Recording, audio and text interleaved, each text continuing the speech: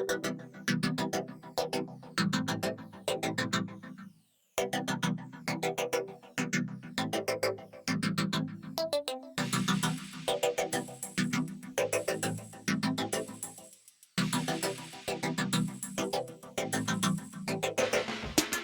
everyone, and welcome to the channel. Today we're going to be reviewing something a little bit different because I don't really look at this figure line anymore.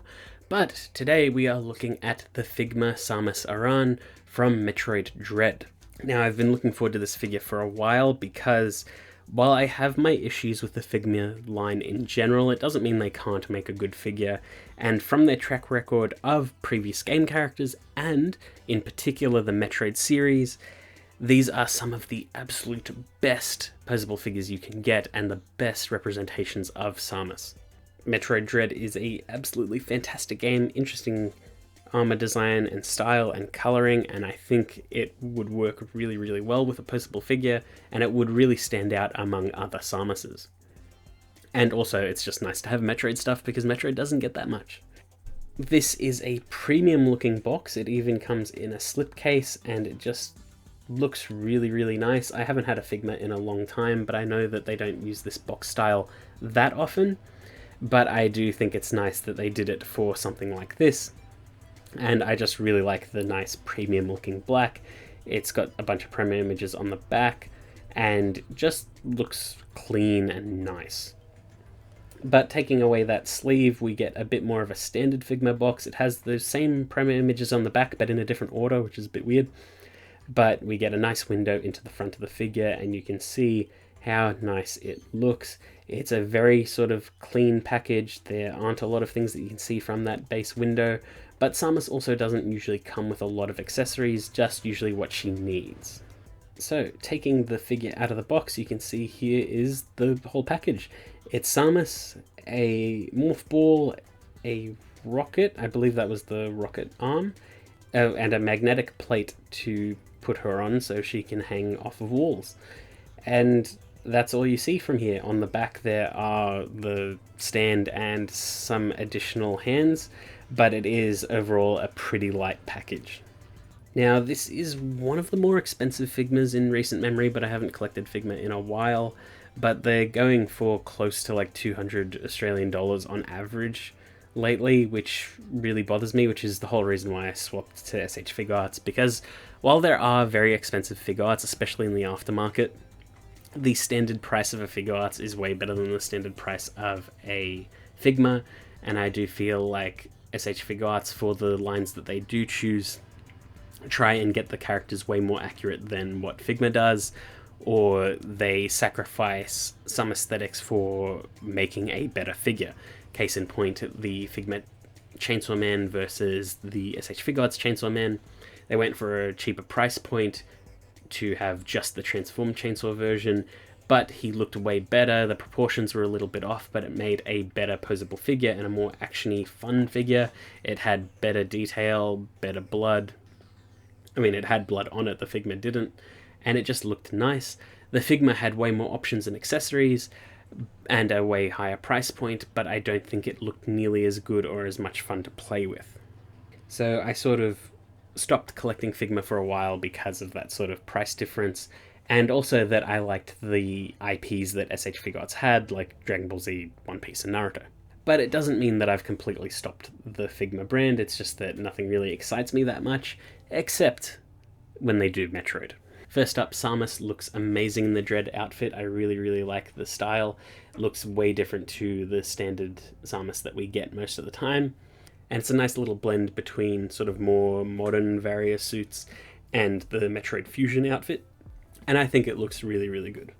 Now, the big thing of why Figma is more expensive than SH Figuarts usually is because Figuarts uses a lot less paint, usually has fewer accessories, but generally the costs that go into it aren't nearly as much as the costs that go into Figma, because Figma, pretty much everything is a painted surface, which can make for a more annoying posable figure because you might have paint scratches or paint errors and things like that. It might get a little bit more annoying. But it is generally a bit more of a premium product depending on what you're looking at. So, for example, Samus is painted from head to toe looking absolutely incredible. The colors and finishes they've chosen on this figure are absolutely immaculate. The metallic red looks beautiful. The metallic blue just is so striking. The clean white looks beautiful. And the arm cannon is a nice little visual breakup for the otherwise symmetrical design. But this is just an absolutely incredible looking figure. All of the paint is perfect. I didn't notice any paint errors at all. Everything is perfectly clean. And as this is a posable figure, joints are visible, but thankfully due to the design of Samus, the joints aren't super noticeable, which is another reason why I moved from Figma to SH Figuarts, because the joints are quite obvious, but I think they flow better in a lot of the figure's musculature and things like that. Whereas the Figma joints sort of stick out a bit more and look a bit funny. But that is completely a personal preference because all posable figures have obvious joint cuts and things like that. But before we go any further, here is Samus next to the other Figma Samuses, so the other M design and the Metroid Prime design. The Metroid Prime design is one of the absolute best posable figures of all time, and came with amazing accessories as well. The Metroid Prime Variasuit is just one of the best designs ever in a game.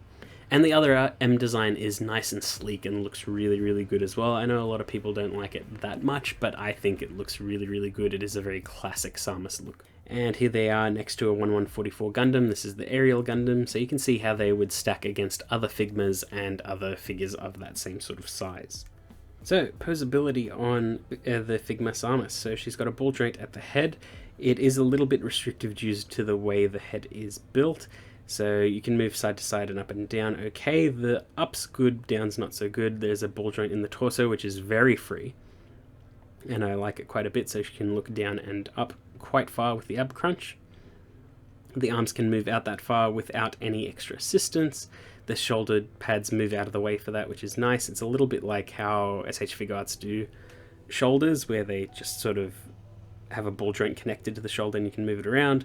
There is an upper arm swivel and rotation. It's a little bit tight. There's a bend at the elbow as well as a hinge at the wrist. Everything feels very nice and solid there. Similar articulation on the arm cannon, but minus the sort of forearm where it can just sort of bend forward, and that's about it. There is a waist swivel, which is nice, as well as another ab crunch, which looks good. They can kick forward that far and have a really deep knee bend. The foot can hinge forward quite far, and the sort of cuff at the foot bends with it. There is a toe bend, and it's just pretty nice, slick articulation that looks really good with the sculpt. There is also a lower sort of shin swivel, not really a thigh swivel, which is a bit weird. And unfortunately, Samus can't really do the splits that far, but otherwise you can get some pretty good posability, especially with how free the feet are once you play with them a bit, because they do seem a bit restrictive at first.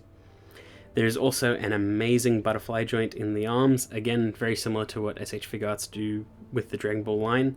But yeah, with all that articulation, you can get Samus into some pretty nice poses. I'm just really doing what they have on the back of the box, which I think is enough to show a good dynamic range, and I think it looks really, really good. Some nice posing. I will say that the arm cannon alternate part is a little bit lacking. Like, it is cool and dynamic, but I think it'd be nice if it was articulated a little bit or had a few more options for it, because she did get several arm cannons throughout the game, and it would be nice if like she had one of the other ones, or had a rocket effect or a beam effect like some of the other Samuses have had in the past, or maybe if the ME coming out next year had one of those accessories, that'd be cool too. But we also get the Morph Ball, which has zero articulation but is absolutely fantastically painted and looks really, really good. You can just plug it into the base and it just sort of hangs out there. There's not much to say about it. It's just a Morph Ball. They do it all the time with all the Samus releases. It's exactly what it is. You can't really do anything with it, which is perfectly fine. And it's just a nice little accessory, because if you had a Samus without the Morph Ball, you'd definitely be lacking it, even if it is nothing special. But the real star of the show, I would say, is the magnetic plate accessory, which I think is also why this figure was a bit more expensive, just generally. So you pop off one of the feet and one of the hands, and you slot Samus in, and she holds in really, really securely. And there is a little round magnetic in the base. It does look a bit cheap, but once you put her on a metal surface, she'll attach perfectly, and it just looks absolutely stunning. I don't know how you would get this to work in a glass display, but it does look incredible. I love it. But other than that, that's pretty much all she has. Her alternate hands are simple. There's just a closed fist, an open hand, and a sort of like slight action hand, and I don't really know what the slight action hand's really meant to be for. I never really used it. But the other two I did. She's got the bare necessities of what she needs, and then a little bit more, which is that magnetic base and the arm cannon. And even if I don't use everything, she doesn't need a lot, because you don't need like 10 different hands or anything like that for Samus because of how the character is.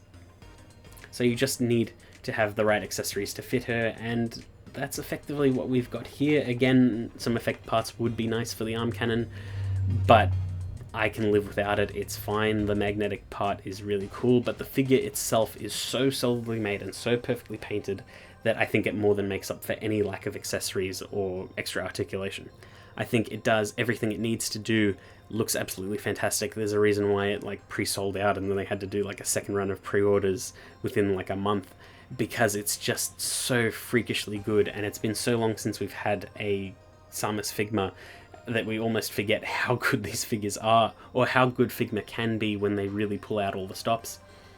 And I'm really looking forward to the Emmy next year, because it's a completely unique mold, much like this, and Emmy is like 1.5 times Samus's size, has unique body structure, has all these wires that need to bend when the body bends, can go on all fours, can stand up, has alternate heads, just all sorts of things, and I want to see that engineering work. But yeah, this is just absolutely showstopper of a figure. I haven't looked at Figma in so long that I forgot why I used to collect them, and this reminded me. Again, I'm not going to really start collecting Figma that much anymore, but when they do have something like this, I'm absolutely on board. But yeah, that's pretty much it. I hope you enjoyed that video, and I will see you all next time.